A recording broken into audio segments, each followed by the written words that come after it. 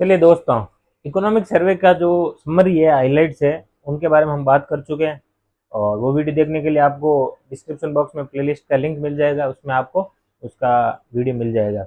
वो एक तरह से रिवीजन के पर्पज से है, हम डिटेल से हम कर नहीं रहे हैं, रिवीजन ही करना होगा। इस समय तो हम रिवीजन ही कर पाएंगे, है ना। तो बजट का रिवीजन या बजट का हाईलाइट, ठीक है, इसको भी हम जितना कम टाइम में हो सके करने की कोशिश करेंगे, ताकि जब भी आपको टाइम मिले बार बार उस वीडियो को आप ऑडियो, वो बोलते हैं ना, ऑडियो प्लेयर की तरह सुनते रहना, ताकि आपको वो एक एक फैक्ट, एक एक जो मेन मेन पॉइंट है वो आपको याद हो जाए, है ना। सबसे पहले हम बात करेंगे, जैसा कि लिखा हुआ है, हाइलाइट्स ऑफ बजट 2025-26, है ना। उसका पार्ट ए देखेंगे, है ना, फिर पार्ट बी, पार्ट ए, ये पूरा पार्ट ए है, फिर पार्ट बी है। ये पार्ट ए में शुरुआत करेंगे बजट एस्टिमेट्स की। कुछ आंकड़े हैं जो हमें ध्यान रखने होंगे इस बार के बजट की। बजट में जो है, रिसिप्ट कितनी, एक्सपेंडिचर कितना, बजट का घाटा कितना, घाटा जीडीपी का कितना परसेंट है, ये सब देखना जरूरी होता है ना। तो ये एक देख लेते हैं ना, जो इधर ये लिखा हुआ ना, रुपीज इन लैक्स करोड़, ठीक है, लाख करोड़ में रुपीज है, ये ध्यान रखना। जैसे ये टोटल रिसिप्ट, सबसे पहला पॉइंट क्या है, टोटल रिसिप्ट के बारे में है कि जो कुल प्राप्तियां हैं, कुल प्राप्तियां, है ना, इसको बोल देंगे कुल प्राप्तियां। कुल प्राप्तियां, तो कुल प्राप्तियां कितनी होगी, 34.96 लाख करोड़, ठीक है, 34.96 लाख करोड़। फिर हो जाएगा टोटल एक्सपेंडिचर, यानी कि कुल व्यय, ठीक है। ये कुल प्राप्तियों में ये ध्यान रखना, अदर देन बोरोइंग से है, जो बोरोइंग ली जाती है ना, खर्चों को, घाटे को पूरा करने के लिए जो उधार लिया जाता है मार्केट से, जो उधार को छोड़ के जो बाकी सब प्राप्तियां हैं, वो है ये 34.96। और टोटल एक्सपेंडिचर यानी कुल खर्च कितना होगा, 50.65 लाख करोड़ रुपए, ठीक है। फिर है net tax receipt, net tax receipt कितनी है, तो 28.37 लाख करोड़, 28.37 लाख करोड़। ये जो 28.37 है, ये इसमें से है ना, 34.96 में से 28 ये तो टैक्स के है, और बाकी अदर है, ये 34 में से ही है, ये ध्यान रखना है ना।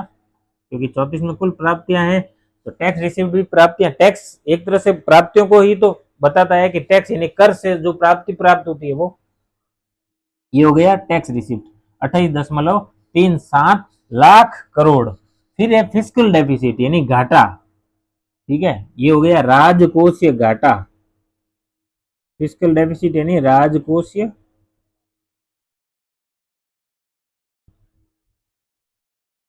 कितना है ये तो आएगा नहीं, लेकिन जीडीपी का कितना प्रतिशत है ये हमें ध्यान रखना है।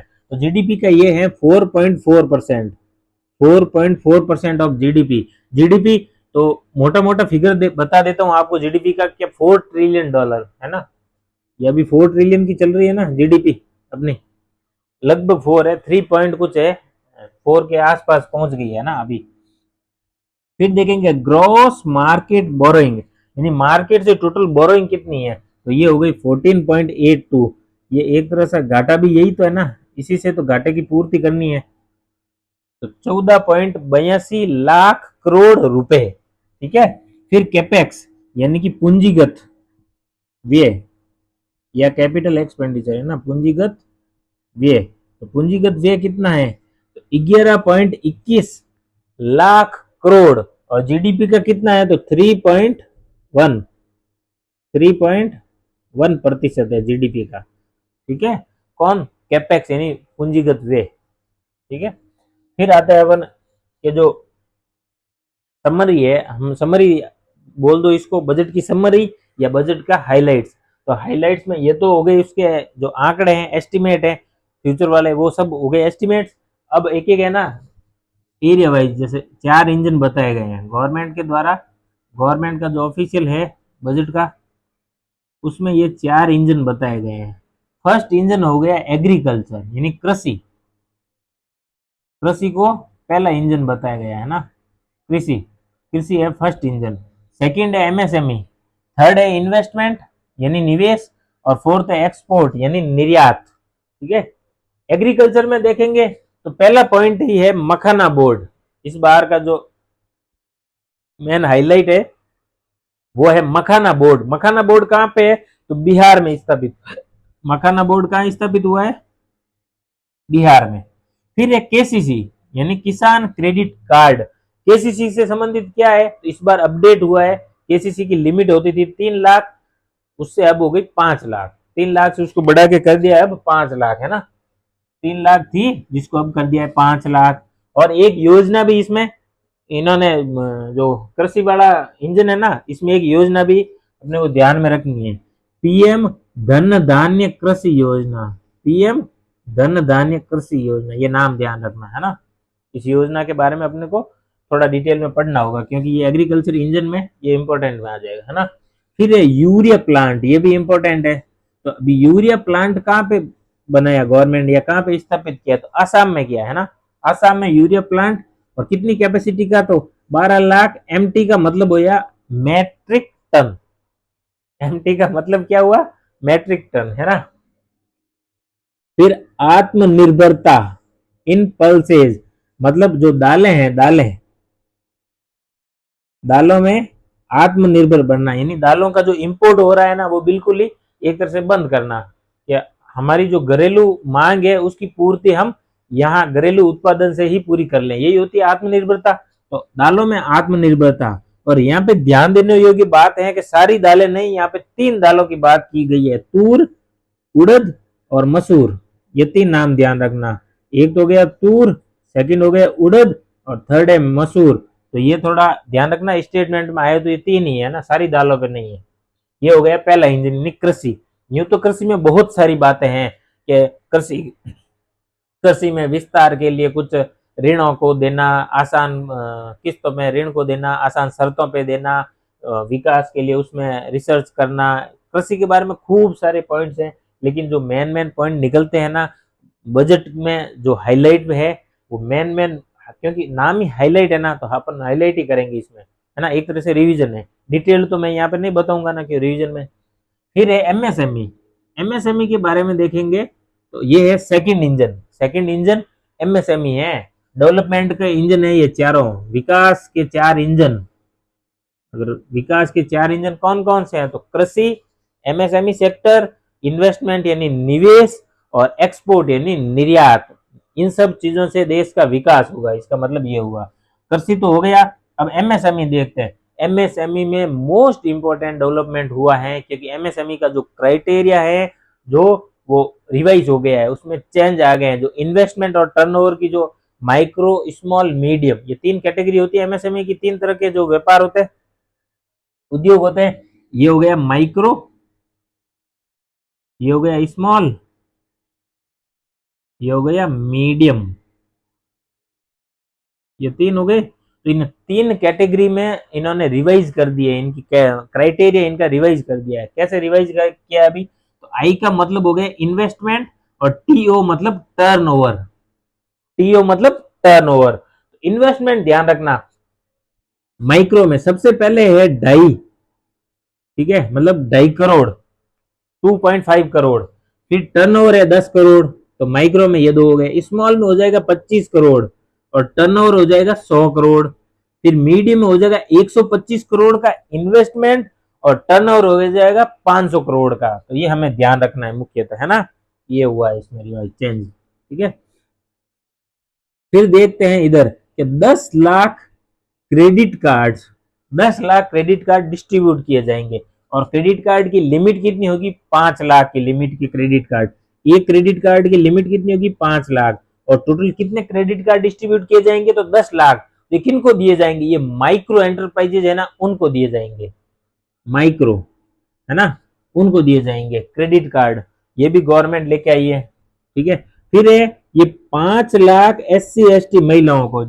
SC ST की महिलाएं, ये कैटेगरी SC ST को, महिलाओं को प्रोत्साहन देने के लिए स्पेशल ये स्कीम लाई गई है, योजना लाई गई है गवर्नमेंट की।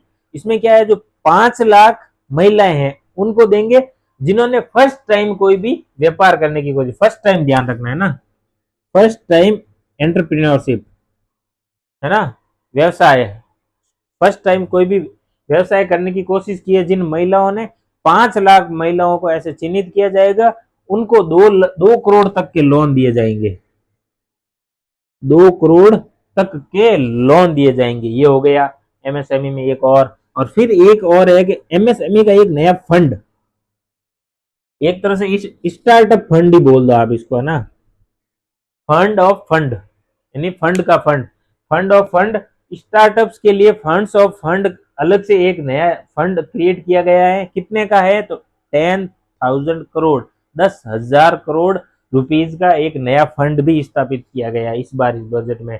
और मुख्यतः इंडस्ट्री देखोगे तो एक तो फुटवियर और एक टॉयज, फुटवियर और टॉयज, ये एमएसएमई की दो इंडस्ट्रीज है। इन पे स्पेशल गवर्नमेंट ने ध्यान दिया है, बजट में मेंशन भी किया है। इनको प्रोत्साहन करने के लिए गवर्नमेंट स्पेशल स्कीम्स भी लाई है। ठीक है, फुटवियर यानी पैरों में जो जूतों जूतों से संबंधित हो गया, टॉयज खिलौने से संबंधित हो गया, है ना, क्योंकि टॉयज में मुख्यतः चाइना से इंपोर्ट ज्यादा होता है ना टॉयज का, खिलौना का, तो इसलिए ये टॉयज पे स्पेशल ध्यान दे रहे हैं, आत्मनिर्भर बनना है ना, इसलिए। फिर थर्ड इंजन देखेंगे, इन्वेस्टमेंट यानी निवेश।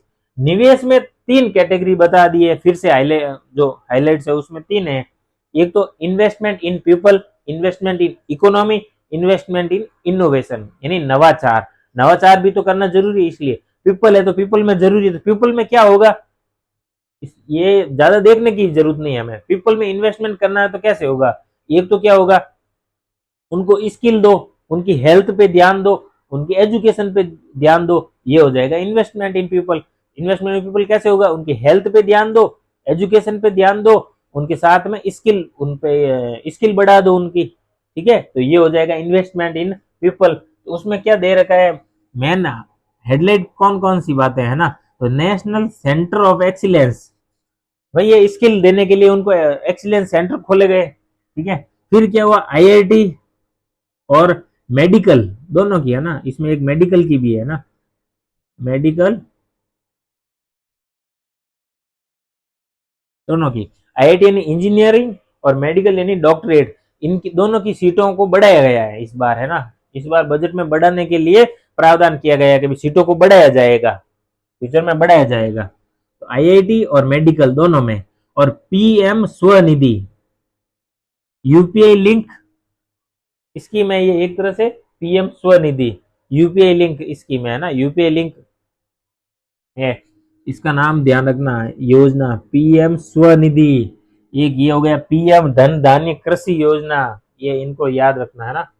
फिर देखो इकोनॉमी में, इकोनॉमी में कैसे होगा, इन्वेस्टमेंट इन इकोनॉमी, इकोनॉमी के लिए फिर ओवरऑल इंफ्रास्ट्रक्चर और इन सब में निवेश करना, इकोनॉमी में इन्वेस्टमेंट हो जाएगा। तो सबसे पहले इंफ्रास्ट्रक्चर में मुख्य रोल किसका होता है, स्टेट का होता है, ध्यान रखना, राज्यों का योगदान मुख्य तो होता है। तो राज्यों के लिए क्या करेंगे, तो राज्य सरकारों को लोन देते हैं। तो गवर्नमेंट ने इस बार बजट में लिखा है स्पेशली कि 50 साल तक के लोन दिए जाएंगे राज्यों को, ताकि वो खर्च कर सके इंफ्रास्ट्रक्चर डेवलपमेंट के लिए, आधारभूत संरचनाओं के विकास के लिए 50 करोड़ राज्यों के लिए अलग से अलॉट करने के लिए या उनको लोन देने के लिए बजट में प्रावधान किया गया है। तो 50 साल का स्टेट को इंफ्रास्ट्रक्चर के लिए लोन दिया जाएगा। एक ध्यान रखना, शिप बिल्डिंग, ये भी इंपॉर्टेंट है, इस बार इस पे ध्यान खूब दिया जा रहा है।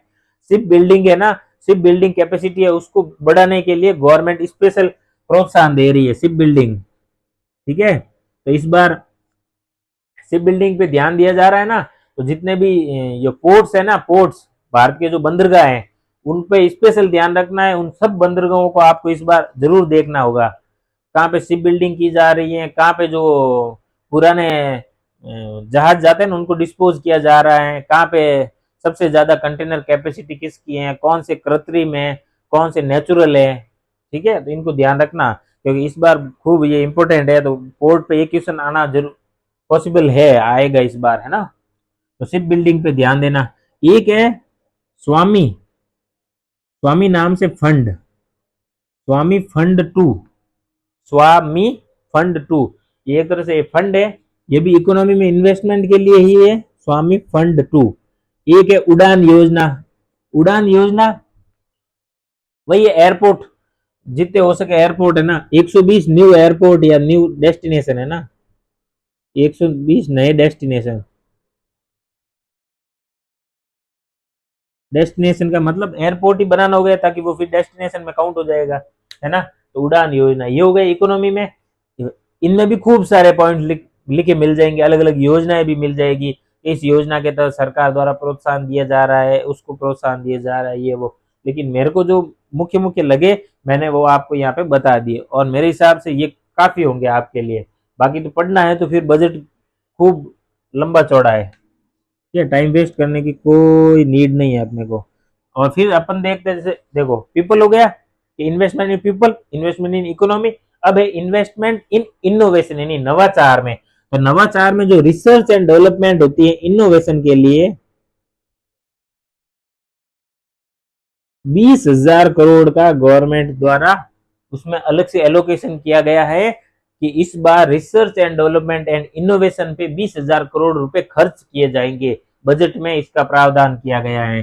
Deep tech fund, deep tech fund का मतलब क्या हो गया, जो एसेंशियल टेक्नोलॉजी है, जो डीप टेक्नोलॉजी है, उन पे जो उनकी जो विकास और उनके रिसर्च डेवलपमेंट, एक तरह से वो भी डीप टेक टेक्नोलॉजी के रिसर्च एंड डेवलपमेंट पे ही काम करेगी फंड, ठीक है ना। सुरक्षा के लिए, उन सब के लिए, है ना। डीप टेक फंड ये एक तरह का फंड है, ध्यान रखना। और PM research fellowship, PM research fellowship एक तरह से ये जो रिसर्च करेंगे ना उनके लिए फेलोशिप, जेआरएफ होती है ना, पीएचडी करने के लिए जेआरएफ मिलती है, उसी तरह से ये भी फेलोशिप है ना, पीएम रिसर्च फेलोशिप। फिर है जीन बैंक, ये एग्रीकल्चर में डेवलपमेंट के लिए, नवाचार के लिए जीन बैंक का निर्माण किया गया, ये किया जाएगा। दो दो जीन बैंक है ना, ये ध्यान रखना, इसमें दो, भारत सरकार ने बजट में स्पेशल कहा है 2 जीन बैंक का निर्माण किया जाएगा ताकि नए नई कृषि की फसलों पे नई नई जो किस्में हैं उन पे रिसर्च की जा सके, उनमें जीन एडिटिंग की जा सके, है ना। ये हो गए इन्वेस्टमेंट, पीपल, इकोनॉमी और इनोवेशन। इनोवेशन में मुख्य में R&D पे 20,000 का जो खर्च करने के लिए कहा गया है। एक ये रिसर्च फेलोशिप है पीएम की, और एक ये जीन बैंक है, 2 जीन बैंक बनाएगी गवर्नमेंट, ठीक है। इतना काफी है अपने। एक्सपोर्ट में देखोगे तो 3 पॉइंट ही एक्सपोर्ट में सिर्फ कौन कौन से, एक तो है Bharat trade net, Bharat trade net, ठीक है। और एक है जीसीसी, ठीक है। और एक है एक्सपोर्ट प्रमोशन मिशन। जीसीसी क्या हो गया, जीसीसी क्या हो गया, क्रेडिट कंट्रोल है ना, ग्लोबल क्रेडिट कंट्रोल, एक तरह से ना क्रेडिट कंट्रोल हो गया ये,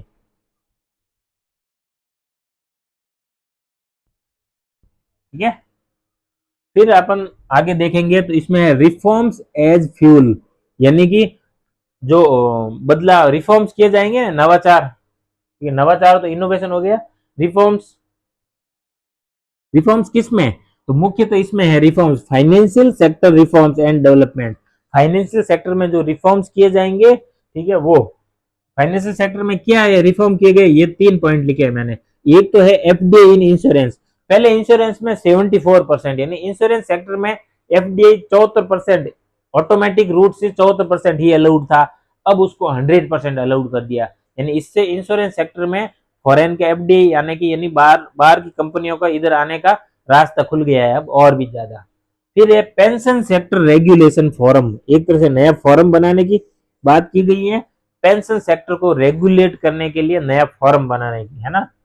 और जन विश्वास बिल, एक तरह से ये जन विश्वास बिल क्या है, इसमें क्या किया गया है, जो भारत के जो पिनल कोड, पुराने पिनल कोड के जो प्रोविजंस है ना, उसमें 100 प्रोविजंस ऐसे हैं उनको डीक्रिमिनलाइजेशन किया है, मतलब उसमें अपराध की श्रेणी से उनको बाहर कर दिया गया है ना।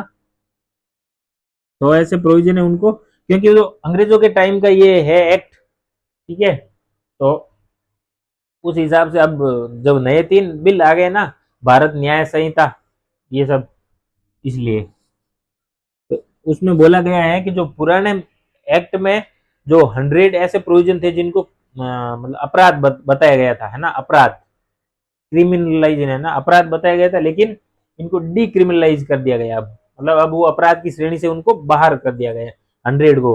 तो ये हो गया रिफॉर्म्स, ठीक है, रिफॉर्म्स। रिफॉर्म्स का हिंदी वर्ड मेरे को याद नहीं आ रहा है ना, कब से कोशिश कर रहा हूँ, ठीक है। अब पार्ट बी, पार्ट बी देखेंगे, है ना। पार्ट बी में डायरेक्ट टैक्स यानी प्रत्यक्ष कर, प्रत्यक्ष करों में प्रत्यक्ष कर में इस बार बड़ा बदलाव हुआ है, तो प्रत्यक्ष कर से ही अपने को देखने की जरूरत है। इनडायरेक्ट टैक्स, टीडीएस, इन सब में डिटेल वाइज हर सेक्टर में के तो होता है ना, टीडीएस पे इतना लिमिट बढ़ा दी, तो और कस्टम ड्यूटीज पे अलग अलग प्रोडक्ट है, उन पे कस्टम ड्यूटीज को, किसी प्रोडक्ट पे कस्टम ड्यूटी को 5% टू 20 कर दिया, किसी पे 20 टू 10 कर दिया। ये इतना ध्यान रखने की हमें जरूरत ही नहीं है, हम नहीं देखेंगे उन सबको, है ना। एक एक करके, वो अपना कोई चार्टर्ड अकाउंटेंट का एग्जाम थोड़ी है जो हम पूरा देखेंगे कि इस बार कितना क्या अमेंडमेंट हुआ है, ठीक है। तो हमें ऊपर ऊपर से देखना होगा। इसमें डायरेक्ट टैक्स में देखने की सिर्फ यही जरूरत है कि इस बार 12 लाख तक नो टैक्स, 12 लाख तक की इनकम पे कोई तरह का टैक्स नहीं है। और अगर सैलरीड पर्सन है तो वो 12,75,000 तक उसको टैक्स नहीं लगेगा, क्योंकि सैलरीड पर्सन को 75,000 का एक्स्ट्रा बेनिफिट मिलता है ना, बस इतना ही ध्यान रख लो। डिडक्शन मिलता है, एक्स्ट्रा डिडक्शन है, तो वो बेनिफिट ही है एक तरह से 75,000 का, ठीक है। तो इससे होगा क्या, गवर्नमेंट ने जो 12 लाख तक की जो लिमिट बढ़ाई, इससे गवर्नमेंट को कुछ नुकसान तो होगा, तो नुकसान कितना होगा उसका मोटा मोटा आइडिया लगाया है, बजट में ही लिखा हुआ है इसको। गवर्नमेंट को 1 लाख करोड़ की जो डायरेक्ट टैक्स से रेवेन्यू होती है वो गवर्नमेंट की कम हो जाएगी इस बार, क्योंकि इन्होंने जो लिमिट बढ़ाई है इस वजह से, ठीक है। और जो टैक्स स्लैब है उनको भी इन्होंने चेंज कर दिया है। पहले वो 2.5, 2.5 से 5, 5 से 7.5, 10, 12.5, 15 वो थी, अब इन्होंने चेंज कर दी है। कैसे की चेंज, तो ये ध्यान, इसको याद करने के लिए कुछ ज्यादा रटने की जरूरत नहीं है, सीधा ध्यान रखना। 4-4 लाख की जो स्लैब चल रही है, 4-4 लाख की, शुरू में 4 लाख पे कोई भी टैक्स नहीं है, फिर 4 से 8, 8 से 12, 12 से 16, 16 से 20, 20 से 24 और 24 से ऊपर। बस ये ऐसे माइंड में वो रखना है कि 4-4 लाख की गैप से स्लैब चल रही है, ठीक है। और रेट में कैसे चलेगा, तो शुरुआत नील से होगी, फिर 5, 10, 15, 20, 25 एंड 30, इस टाइप से, ठीक है। पहली स्लैब में 0 यानी 4 लाख पे 0, फिर 4 से 8 में 5%, 8 से 12 में 10%, 12 से 16 में 15%, 16 से 20 में 20%, और 20 से 24 में 25%, 24 से ऊपर में 30%। ऐसे स्लैब को ऐसे ध्यान रख लेना आप। और टीडीएस और इन पे वैसे इनको ध्यान रखने की कोई जरूरत नहीं है आपको, है ना, कोई भी जरूरत नहीं है, लेकिन फिर भी मैंने लिख दिया है तो आपको बता देता हूं कि जो इंटरेस्ट सीनियर सिटीजन को इंटरेस्ट मिलता था पहले, उस पर छूट थी 50,000, यानी साल का उसको सेविंग अकाउंट पे और इन सब पे जो इंटरेस्ट मिलता है ना, 50,000 तक अगर उसको सालाना इंटरेस्ट मिल रहा है तो उस पर कोई टैक्स नहीं था, टीडीएस नहीं कटेगा। टैक्स तो ओवरऑल इनकम पे काउंट होता है, लेकिन उस पर टीडीएस नहीं कटता था, 50,000 तक है। अब उसकी लिमिट को 1 लाख कर दिया, यानी अगर 1 लाख तक होगी तब भी उसको टीडीएस नहीं कटेगा उसके ऊपर। फिर रेंट पे, रेंट यानी किराया, किसी की किराए की इनकम होती है, तो पहले था 2.4 यानी 2,40,000 तक का साल में अगर उसको किराया प्राप्त हो रहा है तब तो उस पर कोई तरह का टीडीएस नहीं कटेगा। लेकिन 2,40,000 से अब लिमिट बढ़ा के 6 लाख कर दी, यानी साल का अगर 6 लाख किराया किसी को प्राप्त हो रहा है तो उस पर टीडीएस काटने की जरूरत नहीं है, ठीक है। टीडीएस ध्यान रखना, टैक्स का मत बोलना कि टैक्स ही नहीं लगेगा उस पर, टैक्स अलग चीज हो गई, इधर सिर्फ ध्यान रखना टीडीएस। टीडीएस क्या होता है,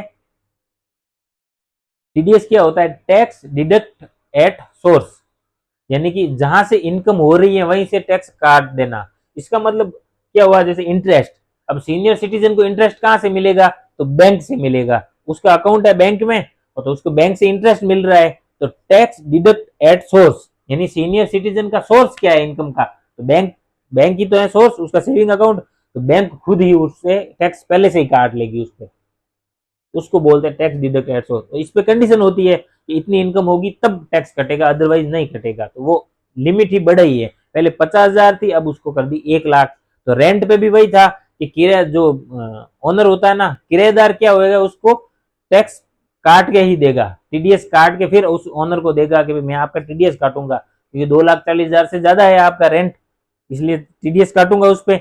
लेकिन अब उसकी लिमिट को बढ़ा दिया है, 2,40,000 से 6 लाख कर दिया है ना। तो टैक्स डिडक्ट एट सोर्स का मतलब क्या है कि जहां से इनकम प्राप्त हो रही है वहीं से पहले कुछ अमाउंट, पूरा टैक्स नहीं कटता है ना, 10%, 5% ऐसे करके 1%, अलग अलग स्लैब है इन पे सब पे। तो वो क्या होता है, कुछ ना हिस्सा काट देती है पहले गवर्नमेंट, और फिर जब बाद में रिटर्न फाइल होता है उसमें टैक्स का जो डिफरेंस होता है वो उसका एडजस्टमेंट हो जाता है। यानी अगर टैक्स कम पे हुआ है तो एक्स्ट्रा जो बन रहा है गवर्नमेंट को पे करना पड़ेगा, अगर ज्यादा काट लिया है गवर्नमेंट ने टैक्स तो आपको रिफंड, इंटरेस्ट सहित उसको रिफंड दे दिया जाएगा आपको, है ना, एक तरह से टीडीएस का ये ऐसे प्रोविजन होता है। फिर एक कंप्लाइंस, ये एक तरह से पॉइंट है ना, सिंपल पॉइंट है, क्या कंप्लाइंस का जो होता है उसको रिड्यूस कर दिया है, कंप्लाइंस बर्डन को रिड्यूस कर लिया है। ट्रस्ट और इन सब के लिए है, क्या जो 5 साल के अंदर अंदर रजिस्ट्रेशन लेना होता था उनको बढ़ा के 10 साल कर दिया है बस। ये लास्ट पॉइंट था, है ना, ये हो गया। इसमें एक और जैसे पार्ट बी में इनडायरेक्ट टैक्स के ऊपर कस्टम ड्यूटी और इन पे बजट में खूब सारा डिटेल में दिया हुआ है। इस पे सीबीडीटी यानी बेसिक कस्टम ड्यूटी को उस पे लगाया, इस पे हटाया, उन सबको एग्जम्प्ट कर दिया, मैक्सिमम चीजों को एग्जम्प्ट ही किया है। कुल मिला के इस बार गवर्नमेंट ने खूब सारे टैक्स में कटौती की है। आपको मेन पॉइंट ध्यान रखना, इस बार टैक्स में कटौती ज्यादा हुई है, यानी कि गवर्नमेंट ने अपनी कर से जो प्राप्त हो रही है आय है उनको कम किया है, ठीक है। तो ये ध्यान रखना, ये स्टेटमेंट रूप में आएगा। इसके अलावा हमें पॉइंट टू पॉइंट एक एक मद पे जाके, हमें एक एक टर्म पे जाके ध्यान रखने की जरूरत ही नहीं है। हमें सिर्फ ये ध्यान रखना ओवरऑल थीम क्या चल रही है। ओवरऑल इस बार गवर्नमेंट ने अपनी डायरेक्ट टैक्स की इनकम को भी कम किया है, क्योंकि उन्होंने 12 लाख तक एग्जाम कर दिया है। साथ ही साथ में इनडायरेक्ट टैक्स में, जीएसटी में, कस्टम में, इन सब में भी काफी सारी छूटें दी है।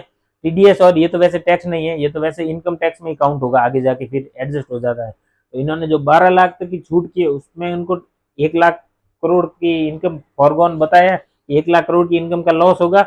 और साथ ही साथ में जो इनडायरेक्ट टैक्स है, कस्टम ड्यूटी, इन पे ज्यादा छूट मिली है इस बार, है ना। तो ये ध्यान रखना कि ओवरऑल गवर्नमेंट की कर योग्य आय है, मतलब कर से जो आय होगी ना गवर्नमेंट को, कर से जो आय प्राप्त होती है, टैक्स रेवेन्यू होती है, ये वाली, ये ये पिछले सालों से तो कम होगी इस बजट में, ये आप बोल सकते हो। क्यों? क्योंकि गवर्नमेंट ने इस बार छूट ज्यादा बढ़ा दी है, ठीक है। तो ये थीम ध्यान रखना मुख्यतः अपने को। और इस प्रकार से मेरे हिसाब से बजट का जो रिवीजन है, हाइलाइट्स है, वो हो गया है पूरा आपका। इसके अलावा भी आपको कुछ पॉइंट लगे कि ये पॉइंट है इस बजट के जो आपकी वीडियो है इसमें छूट गया है, तो आप कमेंट बॉक्स में जरूर बताइएगा, मैं वीडियो में ऐड करने की कोशिश करूंगा, ठीक है फ्रेंड्स। Thank you. अगर वीडियो अच्छा लगा हो तो लाइक, शेयर एंड सब्सक्राइब कर दिया करो फ्रेंड्स, क्योंकि मेरे चैनल को ग्रो करने के लिए सब्सक्रिप्शन बढ़ना बहुत जरूरी है, और आपका सपोर्ट होगा तभी मैं ग्रो कर पाऊंगा। Okay friends, thank you.